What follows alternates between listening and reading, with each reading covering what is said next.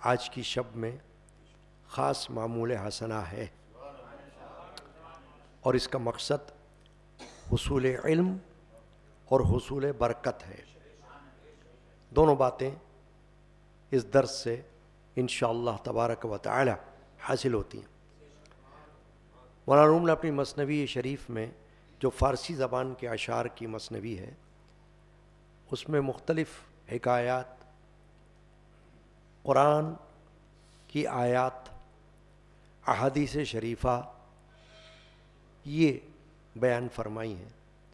مقصد اور نتیجہ جو وہ اخذ کرتے ہیں وہ یہ بتاتے ہیں کہ یہ بیان کرنے سے مقصد یہ ہے، یعنی اس کا نتیجہ یہ ہے کہ جو تم نے پڑھا، جو تم نے سنا، تو اس کا مقصد یہ ہے۔ کوئی حکایت بیان کی بطور تمثیل کے تو اس کا ایک مقصد ہے کہ اس سے کوئی نتیجہ نکلے، کوئی فائدہ حاصل ہو۔ تو مختلف اشعار آج کی محفل میں ہم سنیں گے۔ مولانا محمد جلال الدین رومی رحمۃ اللہ علیہ نے ایک جگہ فرمایا، آج کی موضوع ہے کہ اللہ والوں سے دوری اللہ سے دوری ہے۔ مولانا روم فرماتے ہیں، ہر ولی را نو کشتی باں شناس، صحبت این خلق را طوفان شناس۔ یہ شعر ہے۔ مولانا فرما رہے ہیں کہ ہر ولی کو، ولی عربی زبان کا لفظ ہے، اس کی جمع ہے اولیاء، وہ ہم کہتے ہیں اولیاء اللہ، تو مطلب اللہ کے دوست۔ ولی کا معنی ایک ہے دوست، ایک معنی ہے مددگار، ایک معنی ہے قریب۔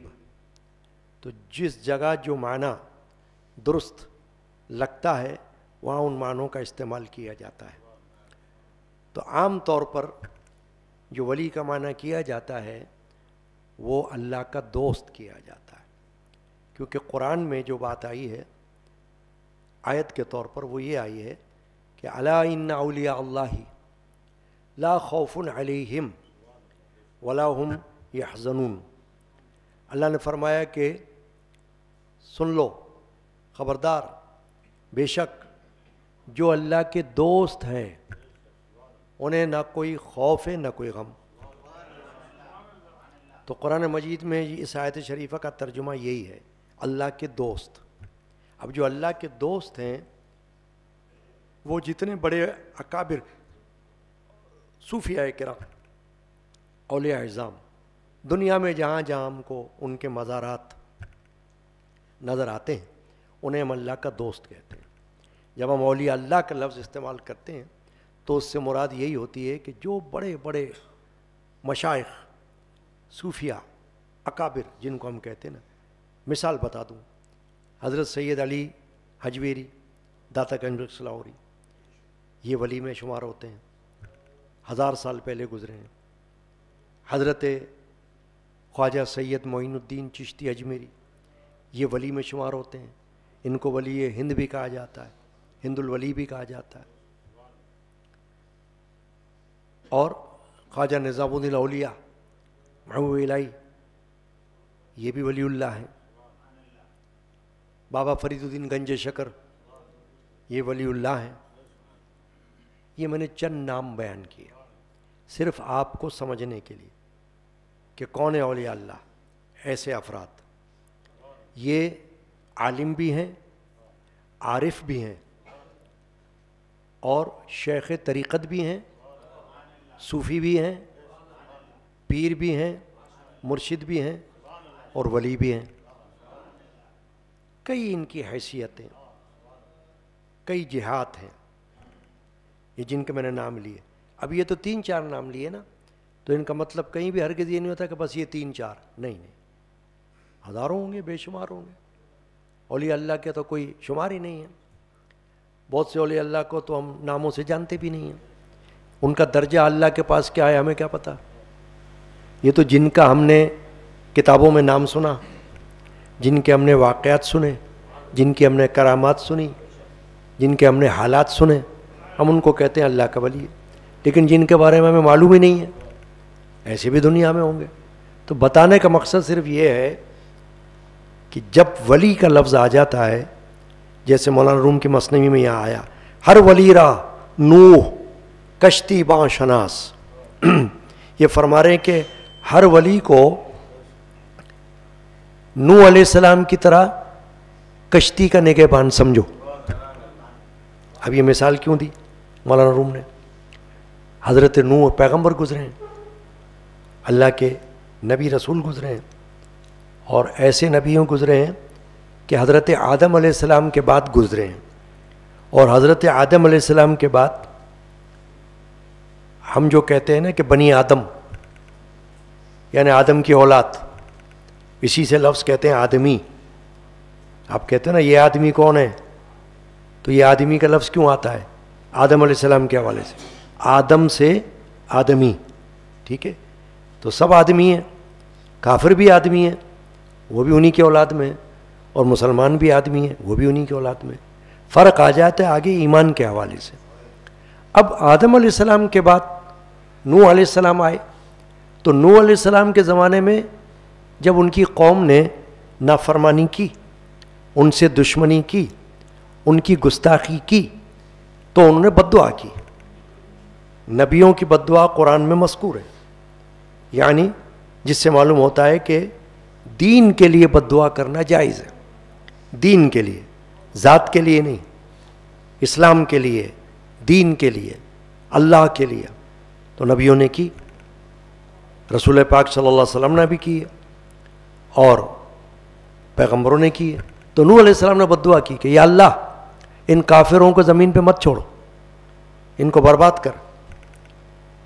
تو اللہ کی طرف سے حکم ہوا کہ اے نوح ایسا کرو، کشتی بناؤ، کشتی بنا کر اپنے ایمان والوں کو اس میں ساتھ لے لو۔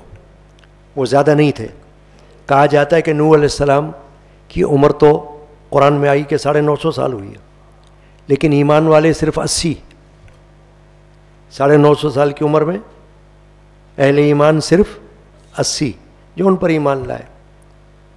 کوئی بات نہیں، تو اللہ کی طرف سے حکم ہوا کہ آپ کشتی بناؤ اور اپنے ایمان والوں کو لے کر اس میں سوار ہو جاؤ اور یہاں سے نکل جاؤ۔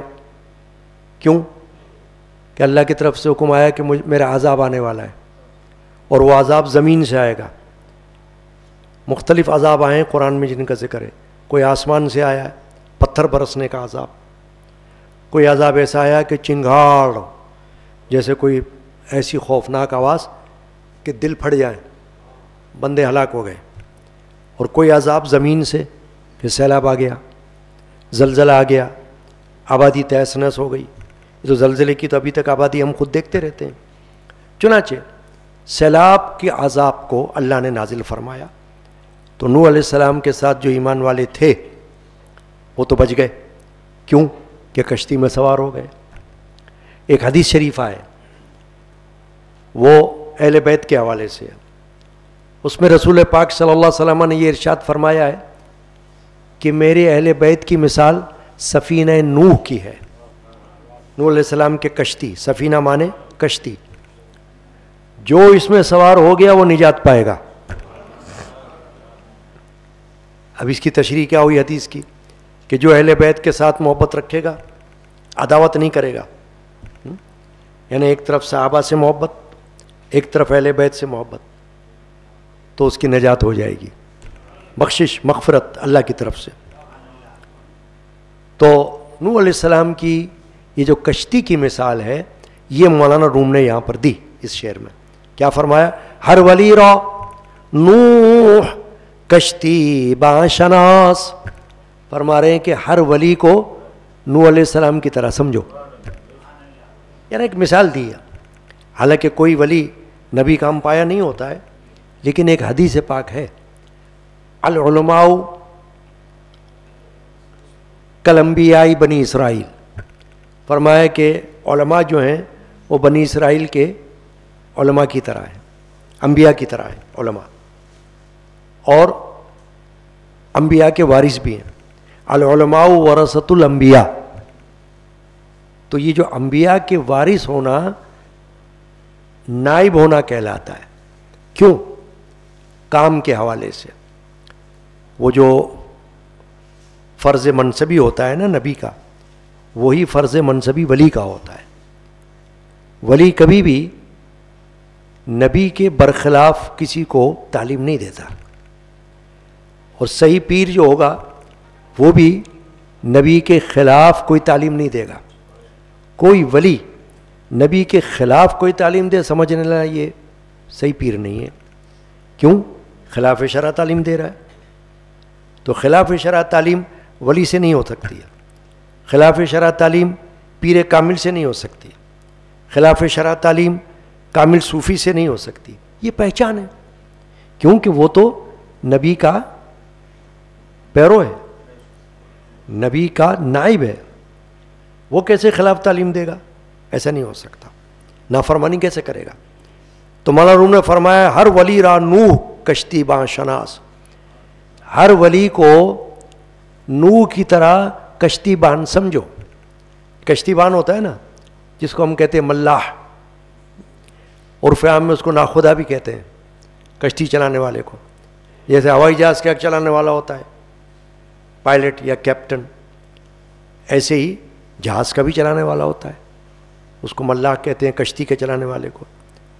تو کشتی کا نگہبان اور کشتی کا چلانے والا وہ کشتی باں ہے. تو مولانا روم نے ولی کو مثال کے طور پر یہ فرمایا کہ ہر ولی کو اے لوگو نوح کی طرح کشتی باں سمجھ لو, کہ ولی تمہیں حضرت نوح علیہ السلام کی طرح اپنی اس کشتی میں سوار کرانا چاہتا ہے جو کشتی تم کو اللہ تک پہنچا رہی ہے. نوح علیہ السلام کی کشتی ایک منزل پہ جا کے پہنچی, جودی کے مقام پر, ٹھیک ہے نا, تو ایک جگہ جا کے ٹھہری اللہ کے حکم سے. تو یہ مثال دی مولانا روم نے کہ ولی اللہ بھی ایک کشتی والا ہے. وہ تمہیں کشتی میں بٹھانا چاہتا ہے, سوار ہو جاؤ. تو جیسے حدیث میں آ گیا کہ میرے اہل بیت سفینہ نوح ہے, جو اس میں سوار ہو گیا نجات پائے گا. تو ولی اللہ کی بھی کشتی ہے. مولانا روم فرما رہے ہیں اگر تم اس میں سوار ہو جاؤ گے انشاءاللہ تعالی تم منزل تک پہنچ جاؤ گے. ہر ولی را نوح کشتی باں شناس, صحبت این خلق را طوفان شناس. فرما رہے ہیں ان کی صحبت یعنی رفاقت, معیت اولیاء اللہ کی کیا ہے؟ فرما رہے ہیں صحبت این خلق را طوفان شناس. مخلوق کے لیے ان کی صحبت ایسی ہے کہ طوفان کو پہچاننے والی, طوفان کا پتہ دینے والی. آپ کہیں گے اچھا ہے کیا طوفان کا پتہ؟ بھائی نوح علیہ السلام کو اللہ نے فرمایا کہ طوفان آنے والا ہے, سیلابی طوفان, نکل جاؤ یہاں سے. تو ایسے ہی مولانا روم فرما رہے ہیں کہ ولی اللہ کی جو کشتی ہے, ان کی جو صحبت ہے, وہ تم کو آنے والے خطرات سے آگاہ کر رہی ہے کہ اگر تم نے ان کی کشتی میں پیر نہیں رکھے, ان کی صحبت تم نے اختیار نہیں کی, ان سے تم دور رہے, تو ہو سکتا ہے کہ کوئی طوفان آ جائے اور تم اس میں بہہ جاؤ. وہ کسی بھی شکل کا ہو سکتا ہے, تمہاری بربادی کا, اللہ بچائے تمہاری گمراہی کا, اللہ بچائے تمہاری نافرمانی کا, کچھ بھی ہو سکتا ہے, تمہاری گستاخی کا, یعنی تم گستاخ بن جاؤ, تم نافرمان بن جاؤ, تم گمراہ ہو جاؤ, تم بہک جاؤ, تم بھٹک جاؤ, کچھ بھی ہو سکتا ہے بھائی, کوئی بھی شکل ہو سکتی ہے تمہارے بربادی کی. کہیں سے بھی کوئی بربادی آ سکتی ہے. ضروری تھوڑی کہ تم سیلاب میں ہی بہو گے, یعنی کہ زمین سے سیلاب پانی کا آئے گا اور اسی میں تم بہو گے, یہ ضروری تو نہیں ہے. دنیا میں رہتے ہوئے مختلف قسم کے سیلاب آ سکتے, پانی کا ہی سیلاب تھوڑی, گمراہی کا سیلاب, کفر کا سیلاب, منافقت کا سیلاب, اور پتہ نہیں کیا کیا فتنوں کا سیلاب. سمجھ لیں آپ, تم کسی کا بھی شکار ہو سکتے ہو. تو مولانا فرماتے ہیں کہ صحبت این خلق را طوفان شناس, ایسے ہستیوں کی جو صحبت ہے وہ طوفان کا پتہ دینے والی ہے، تم کو طوفان سے آشنا کرنے والی ہے، یعنی تمہارے کو اشارہ دے رہی ہے کہ طوفان آ جائے گا، بچو طوفان سے. تو پھر کیا کریں؟ آ جاؤ کشتی میں بیٹھ جاؤ. اللہ والوں کی کشتی تیار ہے. بھائی آپ دیکھیں نا، آپ ایک منزل سے دوسری منزل پہ جانا چاہتے ہو تو آپ جاتے ہو کنارے پر، کہیں کشتی کھڑی ہوتی ہے، اس میں بیٹھ جاتے ہو، وہ کشتی آپ کو لے جاتی ہے دوسرے منزل پر، جزیرے پر پہنچا دیتی ہے. کراچی میں ہے نا ایسے جزیرے، کشتی میں بیٹھو آپ کیواڑی سے، لانچ میں بیٹھ جاؤ اور دوسری جگہ پہنچ جاؤ جا کے. تو پہنچو گے تو بیٹھو گے نا. تو یہ مثال ہے. تمہارا روم فرما رہے ہیں کہ ولی اللہ کی صحبت کو نوح علیہ السلام کی کشتی سمجھ لو. ان کے زمانے میں وہ کشتی تھی، تمہارے زمانے میں اللہ تعالیٰ نے اولیاء اللہ کو کشتی کا روپ دے دیا ہے، ان کی صحبت کو کشتی بنا دیا ہے. اب تمہاری مرضی ہے، تم کشتی میں بیٹھو یا نوح علیہ السلام کے بیٹے کی طرح غرق ہو جاؤ. اب دیکھیں نا، قرآن نے تو یہ بتایا کہ نوح علیہ السلام کا ایک بیٹا نافرمان تھا. تو نوح علیہ السلام نے اللہ سے سوال کیا، یا اللہ میرے بیٹے کے بارے میں کیا ہے حکم، میرا بیٹا ہے. تو اللہ نے فرمایا لیس من اہلک، یہ تمہارے علم میں سے نہیں ہے. اب آپ دیکھیں یہ جواب جو ہے، یہ وہ جواب نہیں ہے کہ کوئی کہے کہ بھئی اللہ نے فرمایا نہیں تمہارا بیٹا نہیں تھا، تو وہ بیٹا. لیکن مقصد کیا تھا اللہ کے اس جواب کا؟ مقصد یہ تھا کہ اس کو اپنا بیٹا بولنے کا کیا فائدہ ہے جو تمہارے ساتھ ایمان پر نہیں ہے، تمہارے ساتھ نیکی کے راستے پر نہیں ہے. ہونے دو بیٹا، دفع کرو اس کو. تو جب بیٹے کو کہا نوح علیہ السلام نے کہ آ جا بیٹا، اللہ کا حکم آ گیا ہے کشتی بنا کے نکلنے کا، میرے ساتھ سوار ہو جا تاکہ ہم بچ جائیں. کہا نہیں آپ جاؤ، پتھر پکڑ لوں گا میں. یعنی طوفان آئے گا نا، سیلاب آئے گا، آپ بتا رہے ہو تو میں پتھر کو پکڑ لوں گا، بچ جاؤں گا. غلط فہمی تھی اس کی. کہاں سے بچا؟ غرق ہو گیا. یہ بات ہے. تو اب جب ایسا سیلاب آ جاتا ہے جس کو ہم مثال کے طور پر سمجھیں، تو اس میں تو خدا نہ خواستہ کوئی ان کا اپنا بھی ہو اور وہ ایسا ہو نوح علیہ السلام کے بیٹے کی طرح، تو کہاں سے بچے گا؟ یہ نہیں ہو سکتا کہ بھئی ان کا نسب کام آ جائے گا. نسب تو نوح علیہ السلام کے بیٹے کا کام نہیں آیا. بتاؤ آپ، قرآن بتا رہا نا ہمیں، پیغمبر کا بیٹا تھا نا وہ. ولی اللہ کا بیٹا تو بات کی بات ہے، کسی ہے پیر کا بیٹا تو بات کی بات ہے، یہ تو چھوٹی بات ہے. وہ تو پیغمبر کا بیٹا تھا، نبی اور رسول کا بیٹا تھا، جن کو اللہ نے پیغمبر بنا کے بھیجا تھا. اس کے بیٹے کو اللہ نے کہا ان کو اپنا بیٹا مت کہو بھائی، اے نوح ہٹا دو اپنے بیٹے کے نام سے اس کو. یہ ہے سمجھنے کی بات. اب اگلا شعر ہے جس پر یہ موضوع میں نے بنایا ہے کہ مولانا فرماتے ہیں کہ اللہ والوں کی دوری جو ہے، اللہ والوں سے دوری، وہ اللہ سے دوری کے مترادف ہے. فرما رہے ہیں چوں شوی دور از حضور اولیاء، در حقیقت گشتہ دور از خدا. فرما رہے ہیں کہ اگر اولیاء کے حضوری سے تم دور ہو گئے، اللہ نہ کرے، یعنی فرما رہے ہیں کہ اللہ نہ کرے کہ ایسا تمہاری قسمت ایسی ہو جائے کہ تم اولیاء اللہ سے دور بھاگ جاؤ، منکر بن جاؤ، گستاخ بن جاؤ، تو پھر کیا ہوگا؟ فرمایا چوں شوی دور از حضور اولیاء، اگر تم اولیاء کی خدمت سے، اولیاء اللہ کی صحبت سے دور ہو گئے، در حقیقت گشتہ دور از خدا، فرما رہے در حقیقت دراصل یہ اللہ سے دور ہونا ہے. اب اولیاء اللہ کوئی خدا تھوڑی ہے جو کوئی یہ کہ بھائی اللہ سے دور ہونے کا کیا مطلب؟ اولیاء اللہ سے دور ہو رہے ہیں نا، اللہ سے تھوڑی دور ہو رہے ہیں. بھائی وہ فرما رہے ہیں کہ وہ اولیاء اللہ جو ہیں وہ اللہ تو نہیں ہے، مگر اللہ سے جدا کب ہیں؟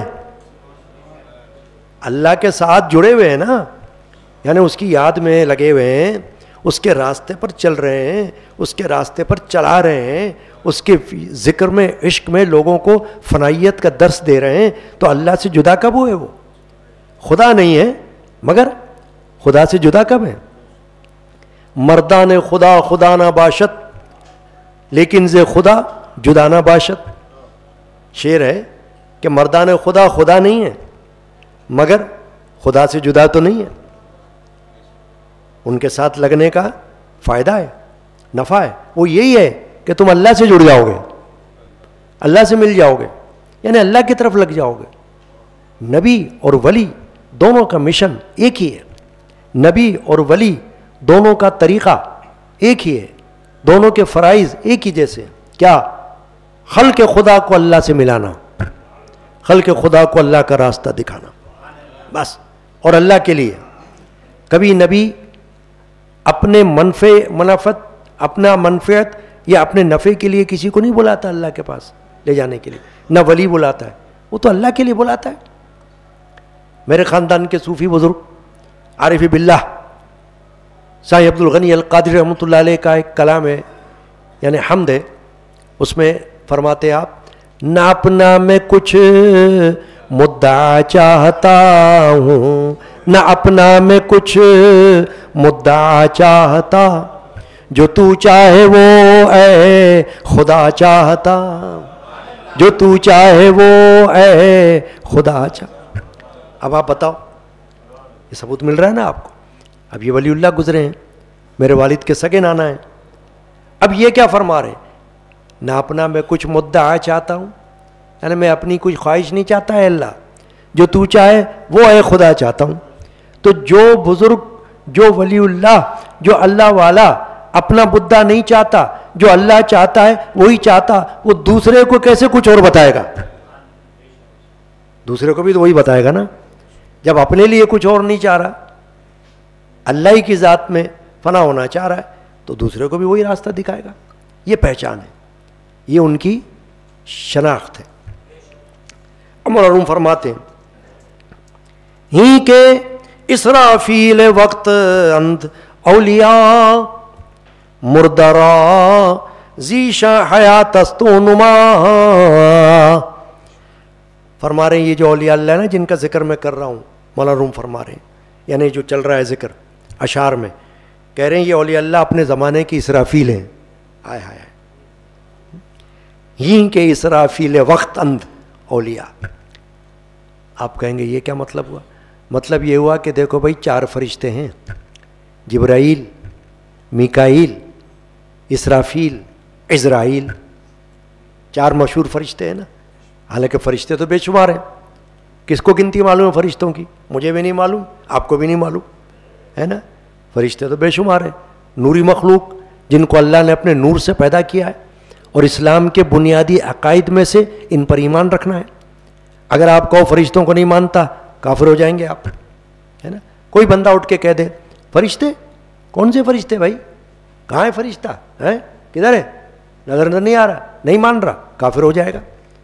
تمہارا نظر نہ آنے کا کیا مطلب ہے؟ جو چیز تمہیں نظر نہیں آ رہی کیا وجود نہیں رکھتی؟ اللہ کے حکم کو ماننا ہے نا, کہ تمہارے دیکھنے کو ماننا ہے. تم کہو کہ نظر نہیں آ رہا ہے, ارے تمہاری نظر بھی تو اللہ نے بخشی ہے تم کو, تمہاری اپنی ہے کیا؟ وہ بھی تو مخلوق ہے. تو پھر عقل بھی مخلوق ہے, نظر بھی مخلوق ہے. کچھ چیزیں اللہ نے تم سے پوشیدہ رکھی ہیں, مخفی رکھی ہیں, جب اللہ چاہے دکھا دے, نہیں تو نہیں. فرشتہ ہے نوری مخلوق, لیکن انسانی شکل میں آ سکتا ہے. جبرائیل علیہ السلام آئے تھے نا, جبرائیل علیہ السلام اصل تو ہیں ایک پرندے کی صورت میں, جن کے پر ایک ایک پر اتنا بڑا ہے کہ پوری دنیا پہ چھا جائے. لیکن نبی پاک صلی اللہ علیہ وسلم کی خدمت میں حضرت دحیہ کلبی رضی اللہ تعالیٰ عنہ صحابی تھے, بہت خوبصورت صحابی تھے, ان کی شکل میں آئے تھے جبرائیل علیہ السلام, حدیث میں موجود ہے. اور آ کر سوالات کیے تھے انہوں نے. اب وہ لمبی بات ہو جائے گی, میں تو صرف مثال بتا رہا ہوں. تو جبرائیل علیہ السلام فرشتوں کے سردار, وہ وحی لانے والے فرشتے ہیں جو اللہ کی طرف سے پیغام لاتے ہیں. پھر میکائیل علیہ السلام, ان کو اللہ نے مقرر کیا ہے بارش برسانے پر, کہ جب بارش آنی ہو تو میکائیل علیہ السلام مینج کریں گے بارش کو, کہاں کتنی برسنی ہے. اور رزق تقسیم کرنا, رزق کس کس کو کتنا ملنا ہے, یہ میکائیل علیہ السلام کے پاس ہوگا رجسٹر, ٹھیک ہے, وہ میکائیل علیہ السلام. تیسرے فرشتے اسرافیل علیہ السلام, ان کا کام کیا ہوگا؟ جب قیامت واقع ہونے والی ہوگی تو یہ ایک سور پھونکیں گے, اس کو کہتے ہیں سور. جیسے کوئی آلہ کوئی پھونکے اور اس میں سے آواز نکلے, تو ایسے ہی ایک سور پھونکیں گے جس کی آواز ایسی بلند اور ایسی خوفناک ہوگی کہ لوگوں کے دل پھٹ جائیں گے اور مخلوق مر جائے گی. قیامت آنے والی ہوگی نا, تب یہ ہوگا. یہاں تک کہ لکھا ہوا ہے کہ عورت اگر حاملہ ہوگی تو حمل ختم ہو جائے گا, پیٹ پھٹ جائے گا, اور پہاڑ روئی کے گالوں کی طرح اڑیں گے, دنیا تہس نہس ہو جائے گی اس ایک سور پھونکنے سے. پھر دوسرا سور پھونکیں گے, وہ تب پھونکیں گے جب دوبارہ زندہ کرنا ہے اللہ کو مرنے کے بعد. جب وہ پھونکیں گے سور تو ساری کے ساری جاندار دوبارہ زندہ ہو جائیں گے, ہے نا. سب, کوئی سمندر میں ڈوبا ادھر سے آ جائے گا, کوئی جانور کے پیٹ میں ادھر سے آ جائے گا, کوئی آگ میں جل گیا وہ ادھر سے آ جائے گا, کوئی قبر میں دفن ہے وہ ادھر سے آ جائے گا, کافر بھی آ جائے گا, مسلم بھی آ جائے گا. یہ دوسرا سور ہوگا, یعنی زندہ ہونے کا دوبارہ. یہ کس کا کام ہے؟ اسرافیل علیہ السلام کا, مردوں کو زندہ کرنے کی طرف اشارہ ہے. اور ایک ہے اسرائیل علیہ السلام, ان کا کام کیا ہے کہ جب اللہ تعالیٰ نے جس مخلوق کی, جس بندے کی, عورت کی یا مرد کی, کافر ہو یا مسلم ہو, جتنی عمر رکھی ہے, جب وہ عمر پوری ہو جائے گی تو اسرائیل علیہ السلام کو حکم ہوگا جاؤ اور جا کے اس کی روح نکال لو, یعنی جسم میں سے کھینچ لو روح کو. جسم ڈھیر ہو جائے گا, مر جائے گا بندہ, یا عورت ہو یا مرد ہو. یہ ان کا کام ہے. کس کا؟ اسرائیل علیہ السلام, فرشتہ. ایک وقت میں جگہ جگہ جہاں جہاں کوئی مر رہا ہے وہاں وہاں روح کھینچ رہا ہے. اب اگر کوئی یہ کہے کہ یہ کیسے ممکن ہے, ایک وقت میں پتہ نہیں کوئی کہاں مر رہا ہے کوئی کہاں مر رہا ہے. ارے بھائی یہ تو دیکھو, کیا اول تو وہ فرشتہ ہیں, انسان نہیں. شیطان کے بارے میں تو تمہارا عقیدہ ہے کہ ایک وقت میں کہیں سے کہیں پہنچ جائے گا. بھائی ادھر کسی کو بہکانا ہے ادھر بھی شیطان آ جائے گا, امریکہ میں کسی کو بہکانا ہے تو ادھر بھی شیطان پہنچ جائے گا. تو شیطان کے بارے میں تو تم اگر یقین کر لو کہ وہ ادھر بھی پہنچے گا ادھر بھی پہنچے گا, تو فرشتے کے بارے میں کیوں نہیں یقین کر سکتے؟ شیطان تو جنات میں سے ناری مخلوق ہے, اور فرشتہ جو ہے وہ نوری مخلوق ہے. اور سب سے بڑی بات یہ کہ وہ اللہ کے حکم سے یہ کر رہا ہے, تو اللہ کے حکم پر تمہارا کیا زور؟ تم کیوں حجت کر رہے ہو کہ ایک وقت میں کیسے ممکن ہے؟ ارے ایک وقت میں کچھ بھی ہو سکتا ہے, اللہ کا حکم ہے نا, ختم ہو گئی بات. بس جہاں اللہ کا حکم آ گیا باذن اللہ وہاں ساری پنچایت ختم.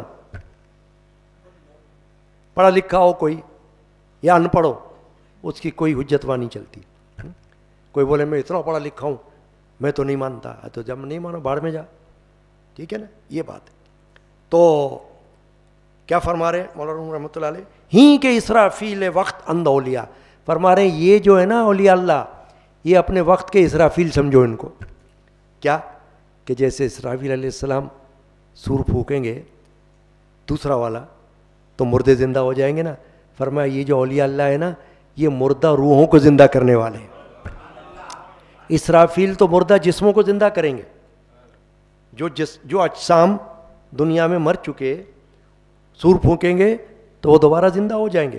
یہ اولیاء اللہ تو وہ ہیں کہ جو چل رہے پھر رہے ہیں, لوگ زندہ ہیں ابھی جسم سے لیکن اندر سے روح کی شکل میں مردہ ہیں. تو اولیاء اللہ وہ ہیں کہ جب ان کے پاس کوئی پہنچ جائے تو جسم وہ ان کی روح کو زندہ کر دیتے ہیں. تو روح کو زندہ کرنا جو ہے نا وہ جسم کے زندہ کرنے سے زیادہ افضل ہے. بھائی ایسے تو لوگ بہت سے لوگ گھومتے ہیں, اب کافر ہیں دنیا میں گھوم رہے ہیں تو کیا مردہ ہیں؟ نہیں, آپ کہو کہ زندہ ہیں, مگر وہ مردہ ہیں. کیوں مردہ ہیں؟ کہ ایمان سے بے بہرا ہیں. تو ان کا جسم کس کام کا ہے نا؟ کیوں کہ وہ تو اللہ پر ایمان نہیں رکھ رہے, یا جو مشرک ہیں وہ ایک اللہ پہ ایمان نہیں رکھ رہے. تو آپ کہو گے وہ تو زندہ ہیں. بھائی وہ زندہ تو ہیں, ان کو ایسے صورتاً زندہ سمجھو, حقیقتاً تو وہ مردہ ہیں. کیوں کہ ان کی روح مردہ ہے, اندر سے ان کے اندر کوئی دم خم نہیں ہے.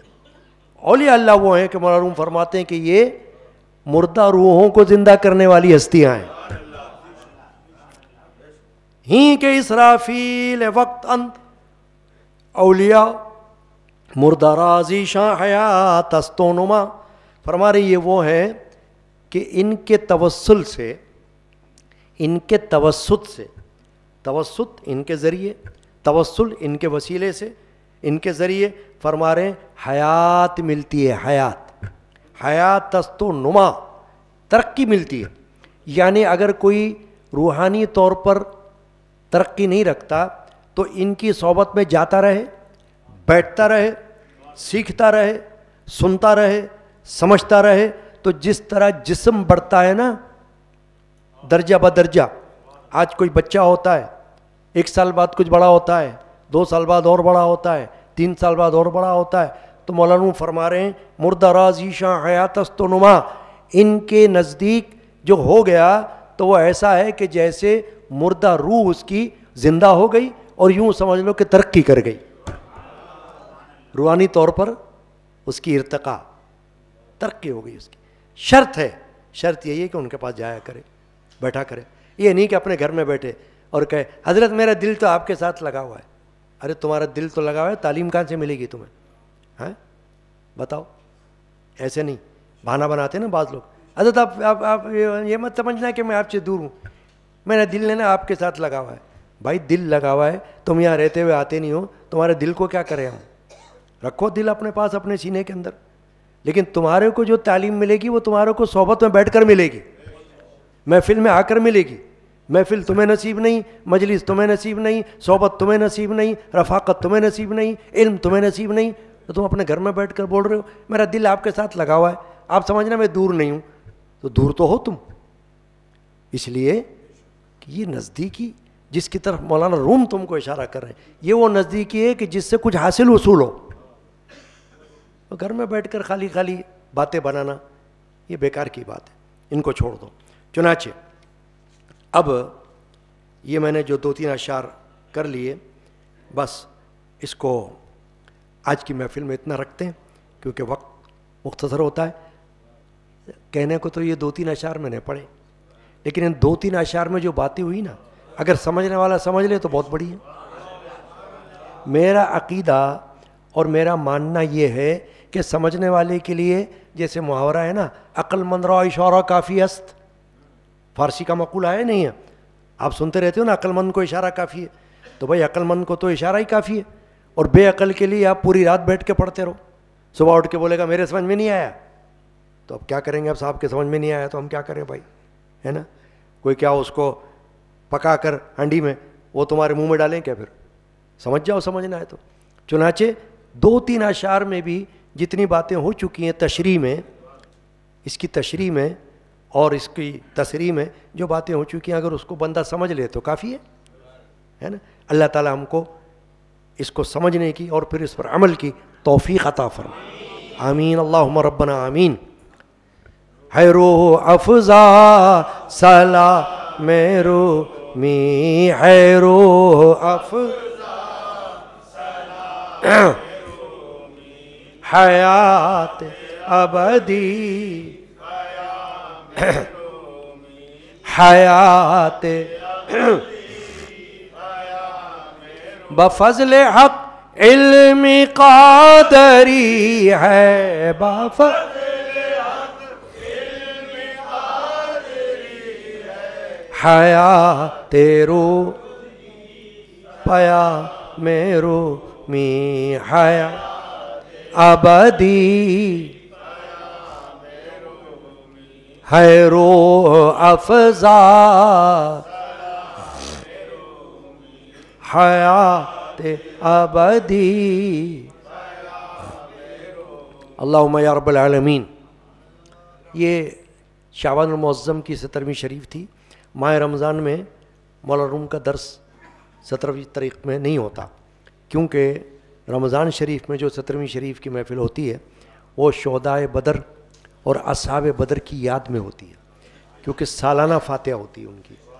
رمضان شریف میں غزوہ بدر ہوا تھا نا 17 رمضان کو, تو وہ ان کی یاد میں محفل ہوتی ہے تراویح کے بعد.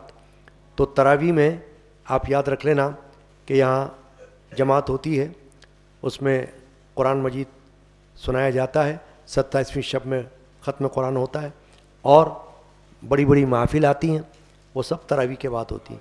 جمعرات کا ذکر اللہ, 11ویں شرف کا ذکر اللہ, 17 تاریخ شہداء بدر کی فاتحہ سالانہ, اور 21ویں شب حضرت مولا علی کرم اللہ وجہ الکریم کی شب شہادت کی محفل, پھر 23ویں شب جس میں سورۃ الروم اور سورۃ العنکبوت کی تلاوت اور پانی وغیرہ پر دم جو مشائخ کا معمول ہے یہ ہوتی ہے.